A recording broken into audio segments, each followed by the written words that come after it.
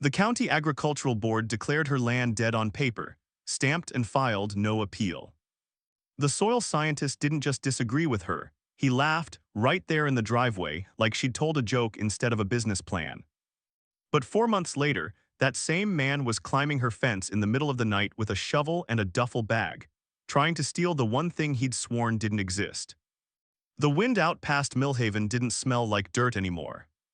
It smelled like dust and old pennies, that flat mineral tang that clings to the back of your throat when the ground underneath it has given up. Wyatt Calloway stood at the edge of the 32 acres he'd just signed his whole life away for, and for the first time since he'd wired the down payment, he let himself really look at what he'd bought. It didn't look like farmland. It looked like something you'd see photographed from a satellite and labeled abandoned. The topsoil had gone the color of ash, cracked into a web of hexagons that stretched all the way to the tree line, and not one green thing broke the surface of it, not a weed, not a blade of grass, nothing. At 28, Wyatt had put in 11 years at a regional shipping company before the whole division got folded into a spreadsheet and eliminated in one afternoon meeting he wasn't even invited to. He'd taken the severance, added it to what was left of his savings and the small inheritance his grandmother left him, and gone looking for a fresh start he could actually put his hands on. A strawberry operation. Something real. Something that couldn't be restructured out of existence by someone 3 states away. Growing up, Wyatt had spent most of his childhood summers at his grandmother's place 2 counties over, a small strawberry patch she kept more out of stubbornness than profit, and some of his clearest memories were of her hands, cracked and sun-spotted, showing him how to tell a ripe berry from one that only looked ripe. She used to say a strawberry field would tell you the truth about how much attention you'd actually given it. No exceptions, no excuses. After she passed, Wyatt spent a long stretch of his 20s doing exactly what everyone expected of him, showing up on time, climbing a ladder that eventually got kicked out from under him anyway. When the layoff came, it didn't feel like a tragedy so much as a strange kind of permission. He was single, no kids, no mortgage tying him down yet, and for the first time in a decade, nobody was waiting on him to show up anywhere. That freedom scared him almost as much as it excited him. The land agent, a fast-talking guy named Denny Rourke with a handshake a little too eager, had told him the soil just needed some love and a good irrigation setup. Wyatt believed him because he wanted to. That's usually how people get taken. A white county truck came up the gravel drive that afternoon, kicking up a tail of pale dust behind it, and a man stepped out with a clipboard held against his chest like a shield. Dr. Everett Shaw, senior soil scientist for the county extension office, wore pressed khakis that had no business staying that clean on a working farm, and he had the look of a man who'd already decided how this conversation was going to end before he opened his mouth. Mr. Calloway, he didn't offer a hand. I'm going to be straight with you, because being gentle about this would just cost you more money down the road. Wyatt crossed his arms. Just tell me what the tests say. Shaw flipped his clipboard open, the sun glaring hard off the paper. Topsoil's essentially gone. Under it you've got a hardpan clay layer thick enough to shear the teeth off a plow. Salinity's through the roof. Boron levels are toxic. pH is sitting at 8.7, which is about as hostile as dirt gets without being literal concrete. There's no organic matter left in this profile at all. The microbiome isn't dormant, Mr. Calloway. It's gone. This ground is finished. So we amend it, Wyatt said. Gypsum, compost, we flush the salts out. Shaw actually laughed, short and dry. Flush it with what water? Your municipal allocation on this parcel got cut almost in half last year. Even if you had the water, it'd just sit on that hardpan and cook off in this heat, and you'd be left with a thicker salt crust than you started with. I've seen this exact soil signature twice in 15 years. Both times the owners lost everything trying to fight it. My advice, sell it to whoever wants it for solar panels and walk away with something in your pocket. He said it flat, almost bored, like he was reading Wyatt's obituary off a form. Then he closed the clipboard, got back in his truck, and drove off, leaving Wyatt alone with 32 acres of dead ground and a mortgage payment due in 11 days. If you're the kind of person who roots for someone climbing out of a hole nobody thinks they can climb out of, go ahead and hit subscribe before we go any further, because this whole channel is built on stories exactly like this one. And tell me in the comments where you're tuning in from tonight. I read every single one, and I love seeing how far these stories travel. Now let's get back into it. Wyatt made that 11-day payment by draining what little cash he had left in his checking account, a decision that would come back to haunt him the moment he needed money for anything else. For the first 3 weeks, Wyatt did everything the textbook said to do, driven by a stubbornness that had less to do with hope and more to do with not knowing what else to do with himself. He rented a heavy tractor and tried to break up the hardpan, and the machine groaned so hard against the clay that he was afraid he'd shear a tine clean off. He bought liquid fertilizer he couldn't really afford and sprayed it across a test row. And just like Shaw predicted, the water flashed off in the heat before it ever reached anything living. By the end of the month, the little patch of hardy strawberry starts he'd gambled on had shriveled into blackened husks, curled up like they were trying to protect themselves from something. With no crop and no cash cushion left, Wyatt missed the following month's payment entirely. And that was the trigger that landed First Meridian Bank's 90-day foreclosure notice on his kitchen table a few days later. Word got around Millhaven fast, the way it does in towns where everybody's grandparents already know each other's business. At the diner on Main Street, the regulars watched him with a look that was half pity, half irritation, like he was a kid who'd wandered somewhere he had no business being. Old man Delacroix, who ran the walnut orchard next door and had been working that same dirt since before Wyatt was born, pulled his truck over one evening while Wyatt was dragging a useless length of hose across the yard. "You're fighting a ghost, son," Delacroix said, leaning out his window, not unkind about it. "That salt comes up from underneath. Every time you water from the top, you just pull more of it to the surface.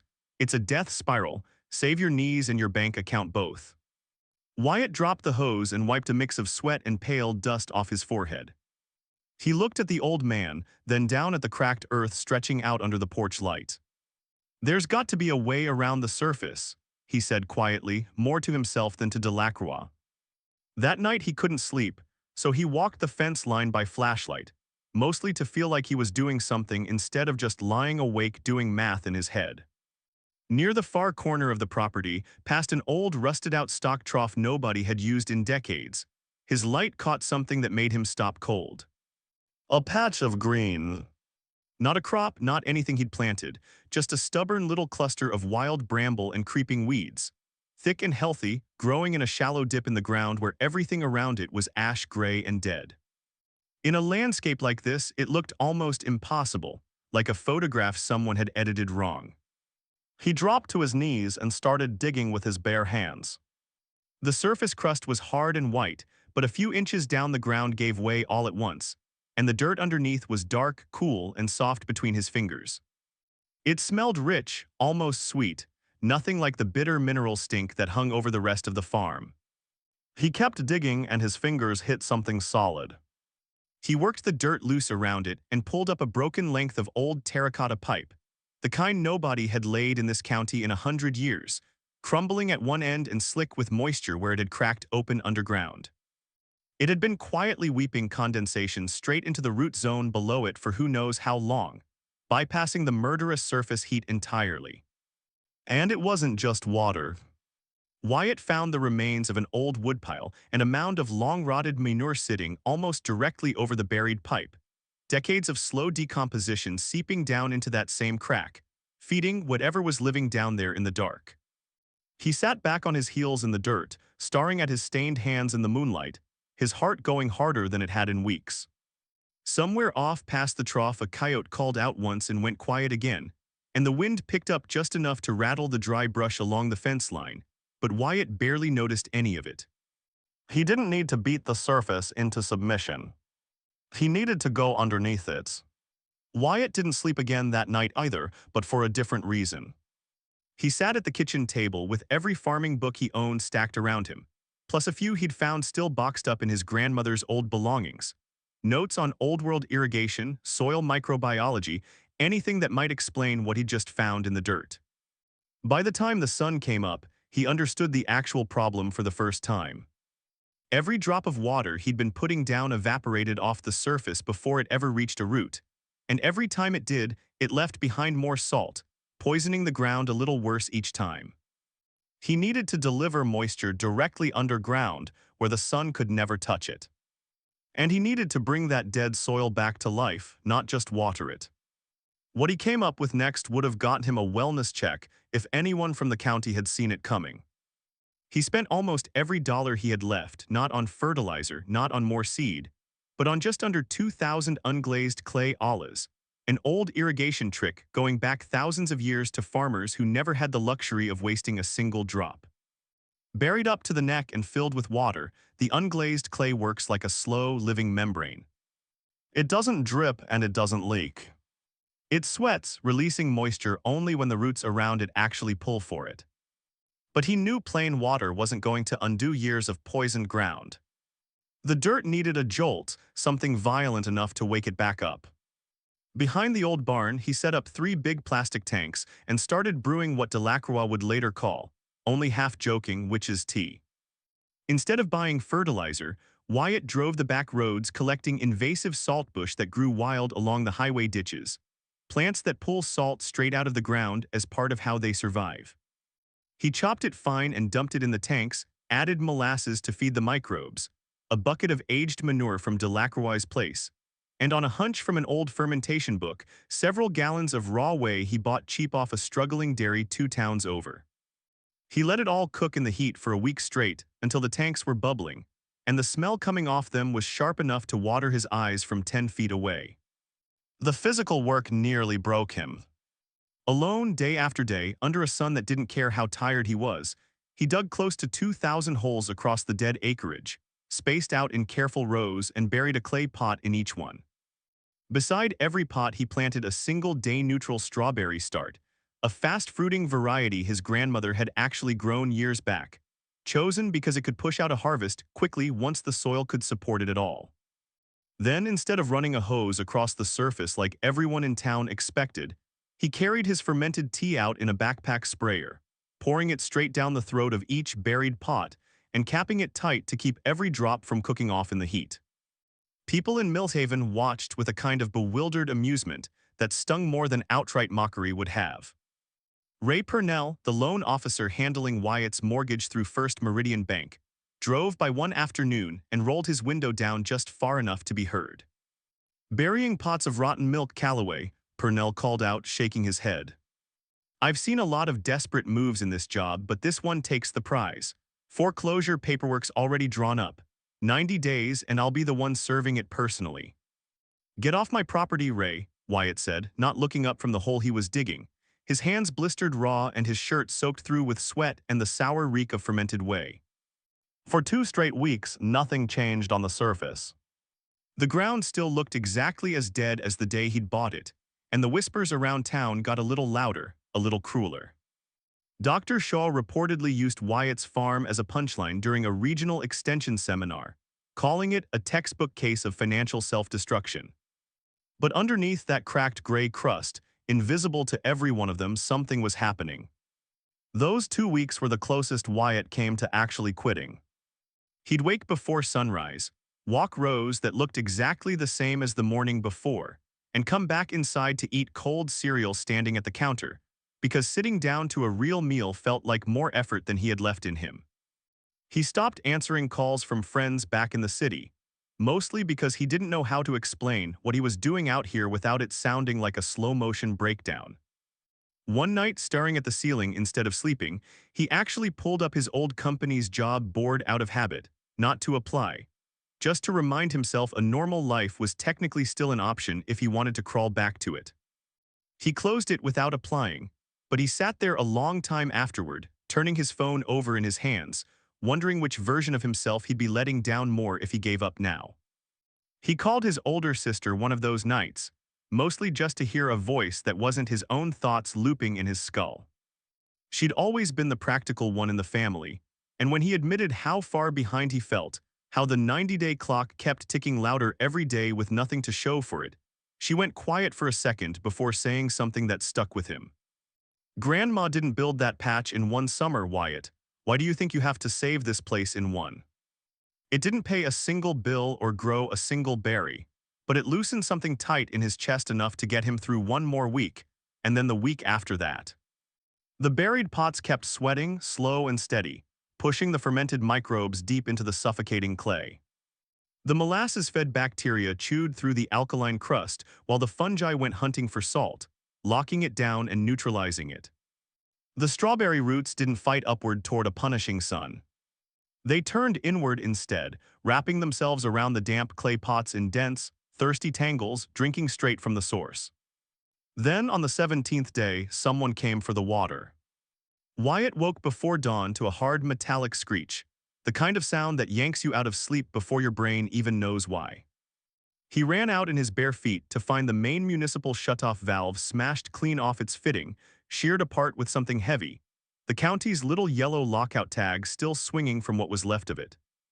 Someone had come out in the dark and destroyed the only legal water access he had left. Delacroix's truck rattled up the drive a few minutes later, the old man already out of bed and dressed like he'd been expecting trouble. He took one look at the wreckage and his jaw went tight. Saw a county truck idling out here around 2 in the morning, he said. Couldn't make out the driver in the dark. Wyatt, this wasn't kids messing around, somebody wants you gone. It's Shaw, Wyatt said, his fists curling at his sides. He's got a paper going to print calling this land permanently dead.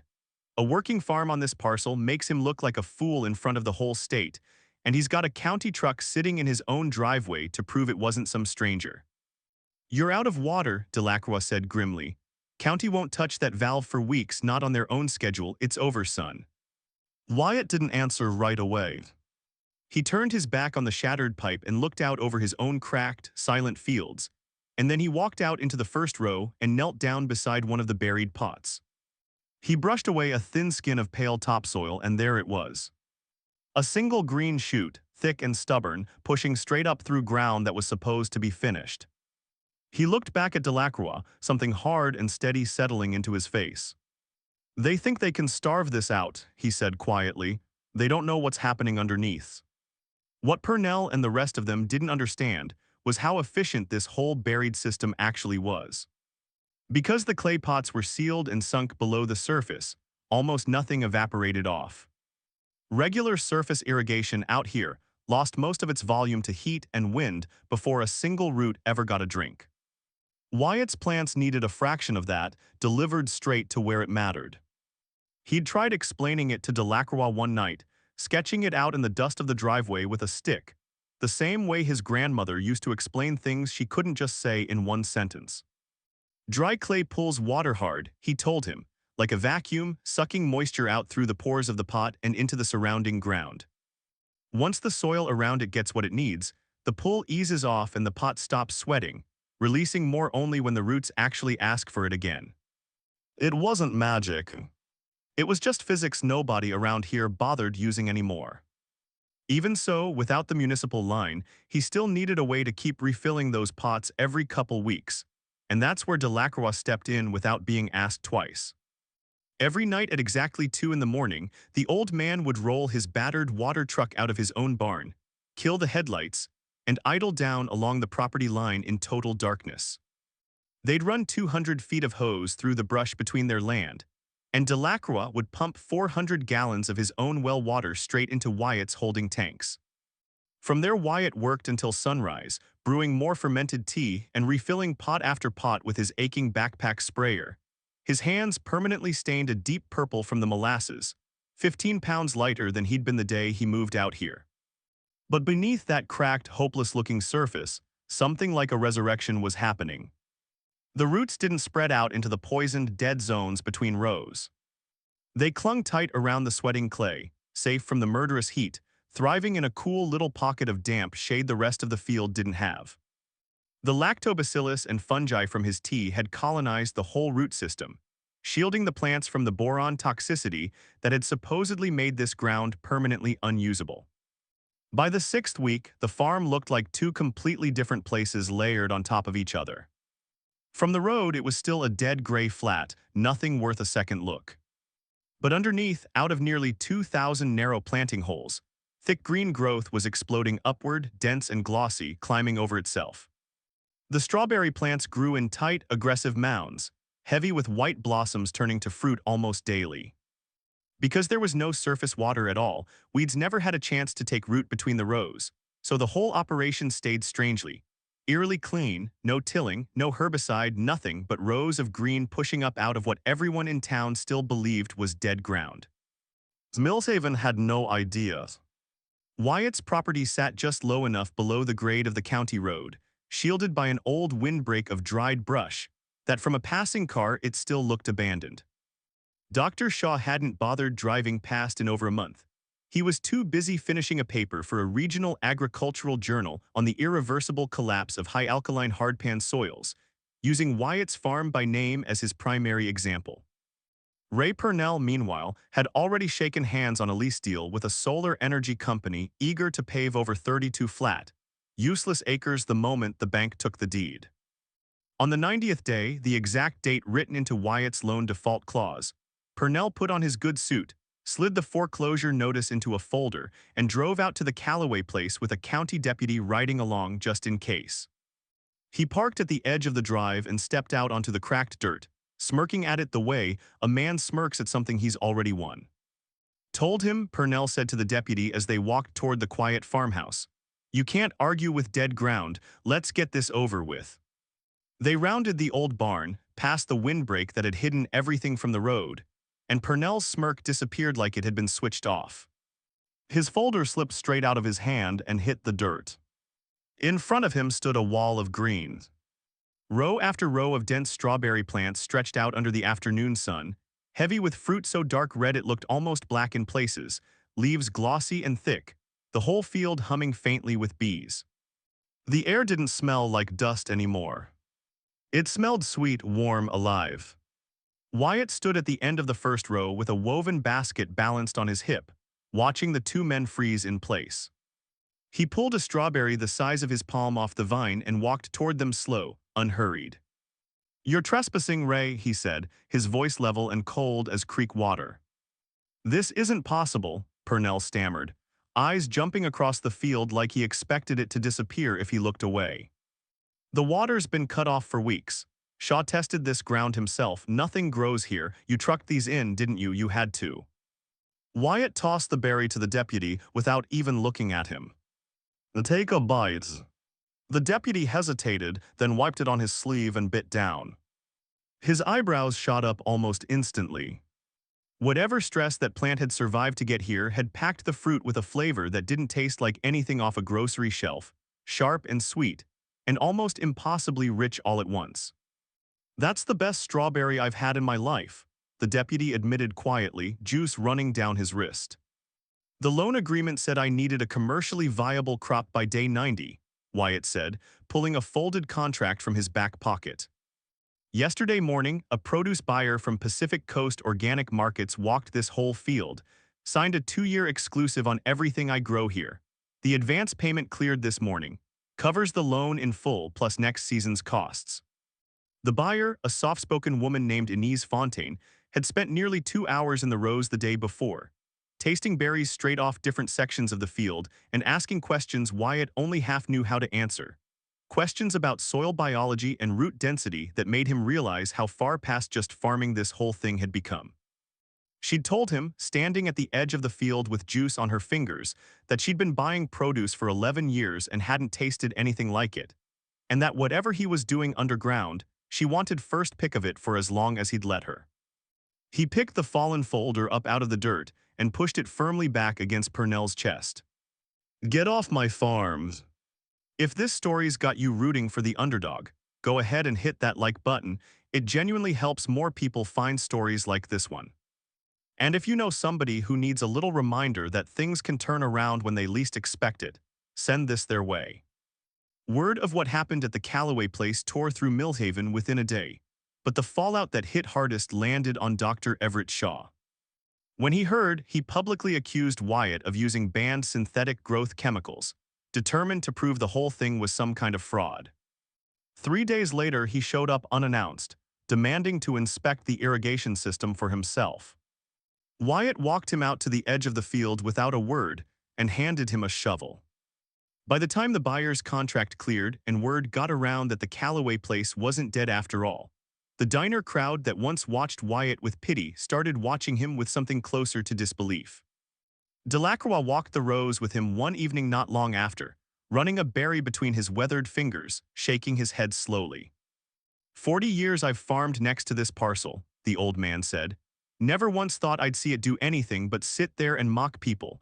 Your grandmother would have gotten a real kick out of this. A few of the same neighbors who used to look away when Wyatt drove past started stopping their trucks at the edge of the property just to see the green for themselves. Some of them asking, almost sheepishly, if he'd consider teaching a workshop on the buried pot method come spring. Dig, he said. Shaw dug, sweating through his pressed khakis, and 6 inches down his shovel-struck clay. He brushed the dirt away to find the buried olla, surrounded by a dense, healthy root mass and dark, rich soil that smelled faintly of fermentation and living earth. He knelt there in the dirt for a long moment, turning the wet clay over in his hands like it had personally betrayed him. You bypassed surface evaporation entirely, he said finally, quiet, almost to himself. The fermentation broke down the alkaline crust. This shouldn't be possible with this soil profile. It's not a trick, Doctor, Wyatt said. It's just working with the ground instead of against it, something you people stopped doing a long time ago. Shaw left that afternoon having admitted quietly that the results were real, but the concession never made it into any official record. His regional journal still wouldn't run a retraction without verified soil samples pulled and logged by his own hand. And Wyatt, still furious about his water valve, refused to let him back on the property to collect them. 2 weeks later, at just past 1 in the morning, the motion lights along Wyatt's fence line snapped on. He grabbed a flashlight and went out into the dark rows himself instead of calling anyone first, moving quiet between the plants until he found 2 figures crouched near the center of the field, digging up one of his buried pots and bagging soil samples like evidence off a crime scene. He hit them with the beam of his flashlight and they froze mid-motion. It was Shaw, hands caked in the same dirt he'd once sworn was permanently dead, a research assistant beside him clutching a stolen clay pot like it was worth its weight in gold. Wyatt, please, Shaw said, squinting against the light, his voice cracking somewhere between panic and desperation. You don't understand what this could mean scientifically. We just need samples. We could publish this together, make you known statewide. I don't want to be known, Doctor, Wyatt said, already dialing the sheriff's non-emergency line with his free hand. I wanted to grow strawberries on my own land. Now get off it. The arrest of a county soil scientist for trespassing to steal dirt off a farm he'd declared dead made the front page of the regional paper. And the same agricultural board that had once laughed Wyatt out of a driveway meeting was forced to quietly retract its classification of the land in writing. By the end of that first harvest, Wyatt had pulled more fruit off those 32 acres than anyone in 3 counties would have believed possible 4 months earlier, and he didn't stop there. He kept expanding the same way he'd started, not by fighting the ground, but by working with whatever was already living underneath it. He'd taken the worst parcel in the valley, the one everyone told him to walk away from, and turned it into proof that the most important part of any comeback usually happens somewhere nobody thinks to look. Before you go, tell me in the comments whether you'd have gambled everything the way Wyatt did. And don't forget to subscribe for more stories like this one. I read every comment I can get to, and I genuinely love hearing what part of these stories stays with you. Thanks for spending this time with me. I'll see you in the next one.